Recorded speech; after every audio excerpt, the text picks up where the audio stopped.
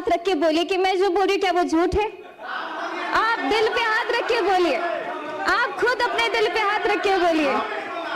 उपाध्यक्ष जी, पढ़ाई तभी होती है जब सुरक्षा होती है।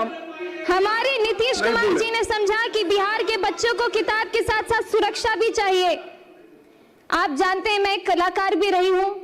मैं जब पहले आती थी तो पहले की कहानियां सुनती थी, अरे बउआ 5-6 बजे के बाद गाड़ियों से नहीं जाके छे एना एना कत जेबे कार्यक्रम नहीं भ सके छे। लेकिन अभी बिहार में हम रात भर घूमते, रात के 3 बजे मैं खुद दरभंगा से आई और पटना में अपने घर में पहुंची, बहुत सुरक्षित। ठाकुर जी, सबसे पहले उपाध्यक्ष जी को आभार, आपने मुझे आज बोलने का समय दिया। अलीनगर के देवतुल्य जनता के हमार बहुत बहुत धन्यवाद जे हमरा आशीर्वाद देलखिन और अपन खूब खूब आशीर्वाद दक हमरा जीता का इस सदन के हिस्सा बनलखिन। आदरणीय प्रधानमंत्री जी को बहुत बहुत धन्यवाद, उन्हीं के प्रेरणा से मैंने राजनीति में अपना कदम रखा। हमारे माननीय मुख्यमंत्री जी को जिन्होंने अपना पूरा जीवन ही बिहार को संवारने में समर्पित किया, उनको बहुत बहुत धन्यवाद। आज इस विधानसभा में खड़े होकर बोलना मेरे लिए बहुत बहुत बहुत बड़ी बात है। ये सिर्फ एक भाषण नहीं है, यह उस बेटी का सपना है जो बिहार की मिट्टी में, मिथिला की मिट्टी में पली बढ़ी खेली कूदी। मैं जानती हूँ कि इस सदन में मुझसे कई अधिक अनुभवी, कई अधिक वरिष्ठ और कई अधिक परिपक्व नेता विराजमान हैं। विपक्ष के वे दिग्गज नेता जिनकी राजनीतिक उम्र मेरी पूरी उम्र से बड़ी होगी, उन सभी के सामने बोलना भी मेरे लिए बहुत चुनौतीपूर्ण है। अध्यक्ष जी, आज शिक्षा बजट पर चर्चा हो रही है तो मैं आपसे एक सवाल पूछना चाहती हूँ कि वो बिहार सभी को याद है। जब मैं उस समय को याद करती हूँ तो मुझे महाभारत के धृतराष्ट्र का हस्तिनापुर याद आता है, जो बहुत बड़े वरिष्ठ और बहुत ही अनुभवी नेता रहे, बहुत ही अनुभवी राजा रहे, लेकिन वो अंधे थे। और उससे भी बड़ी बात है कि वो देखना भी नहीं चाहते थे, क्योंकि उन्हें हस्तिनापुर की चिंता नहीं बल्कि दुर्योधन की चिंता लगी रहती थी। जब इस धरती की बेटियां स्कूल जाने से डरती थी, जब सरकारी स्कूल के नाम पर सिर्फ टूटी फूटी दीवारें, जब शिक्षक वेतन के लिए दर बदर भटकते रहते थे, जब दोपहर का खाना नहीं मिलता था तो बच्चे भूखे पेट पढ़ने जाते थे और ज्यादातर तो जाते भी नहीं थे। जनता चिल्लाती रहती थी कि स्कूल में शिक्षक नहीं है तो कानों पे पट्टी। जनता रोती रहती थी कि बेटी पढ़ नहीं पा रही है तो आंखों पे पट्टी।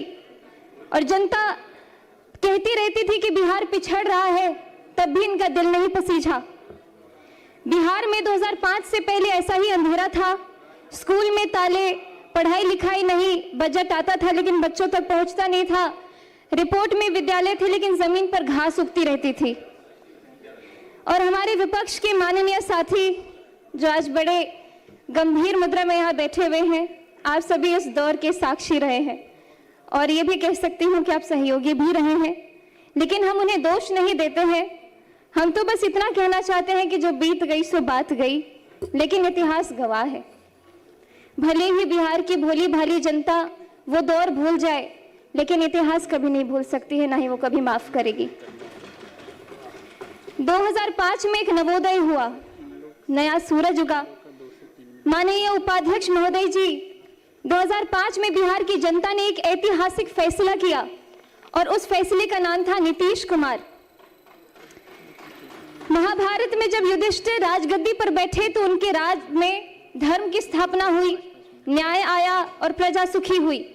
ठीक उसी तरह जब नीतीश कुमार जी ने बिहार की बागडोर संभाली तो यहाँ सुशासन आया। जब मैं यहाँ इस विधानसभा में खड़ी हूँ तो मेरे मन में एक श्लोक गूंज रहा है, तमसो माँ ज्योतिर्गमय, अर्थात अंधकार से मुझे प्रकाश की ओर ले चलो। यही बिहार रहा है, अंधकार से प्रकाश की ओर, भय से आत्मविश्वास की ओर, अपमान से सम्मान की ओर और जंगल राज से सुशासन की ओर।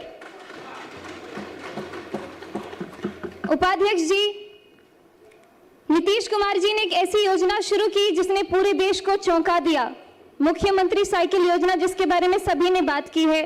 और मैं खासकर इसलिए बोलना चाहती हूँ कि मेरी आंखों देखी कहानी है। मेरे खुद के गांव में जहाँ स्कूल के नाम पे कोई बात ही नहीं होती थी और एकाएक साइकिल योजना जब शुरू हुई तो मेरे गांव के अड़ोस पड़ोस की सभी दीदियों ने स्कूल जाना शुरू कर दिया। विपक्ष के लोग तो इस योजना का मजाक भी उड़ाते थे, लेकिन आज वही योजना पूरे देश के लिए एक मॉडल है। सुनने में सरल लगती है, लेकिन इस साइकिल ने क्या किया ये जरा सोचिए। आपको वक्त देंगे इनके भाषण के बाद। बिहार के गांव में एक बाप था जो सोचता था कि बेटी को हम दूर दराज कैसे भेजे, स्कूल कैसे भेजे, रास्ता बहुत लंबा है, खतरा है, पैसे नहीं है। उस बाप की चिंता को नीतीश कुमार जी ने समझा और बेटी के हाथ में साइकिल थमा दी और उस साइकिल पर पहियों ने सिर्फ सड़क नहीं नापी, उन्होंने लाखों बेटियों का भविष्य नापा। ड्रॉप आउट दर गिरी, नामांकन बढ़ा और बिहार की बेटी ने कहा हम भी पढ़ेंगे और हम भी आगे बढ़ेंगे।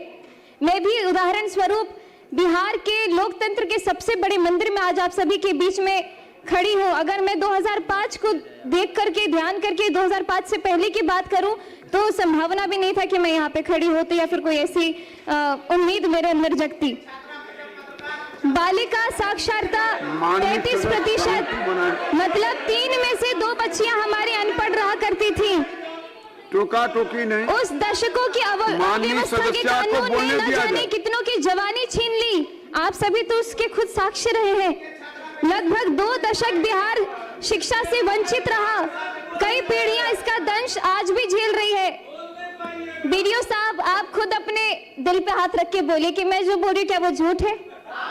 आप दिल पे हाथ रख के बोलिए, आप खुद अपने दिल पे हाथ रख के बोलिए। उपाध्यक्ष जी, पढ़ाई तभी होती है जब सुरक्षा होती है।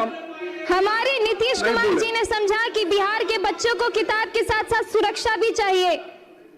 आप जानते हैं मैं एक कलाकार भी रही हूँ। मैं जब पहले आती थी तो पहले की कहानियां सुनती थी, अरे बउआ 5-6 बजे के बाद गाड़ियों से नहीं जाके छे एना एना कत जेबे कार्यक्रम नहीं भ सके छे। लेकिन अभी बिहार में हम रात भर घूमते, रात के 3 बजे मैं खुद दरभंगा से आई और पटना में अपने घर में पहुंची, बहुत सुरक्षित।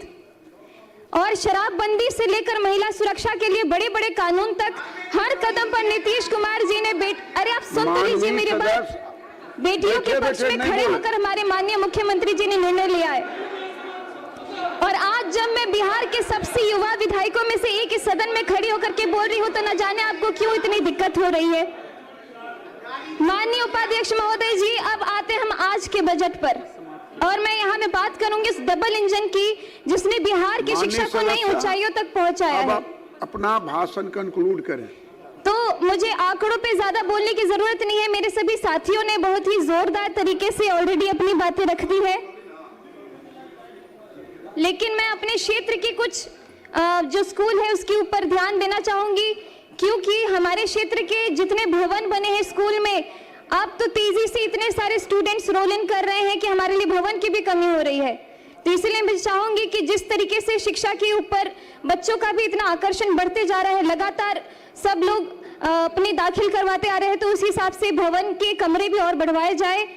जैसे कि कीरतपुर में प्राथमिक विद्यालय, गड़ौल कन्या विद्यालय, कुमरौल विद्यालय, प्राथमिक विद्यालय महथौर मुसहरी, प्राथमिक विद्यालय पकड़ी, उच्च माध्यमिक विद्यालय महथौर हरिजन, ग्राम श्री रामपुर टोले के दरगाह में जो कमरे हैं और बढ़ाया जाए, सकतपुर का विद्यालय, लगमा प्राथमिक विद्यालय। अपना आसन ग्रहण करें।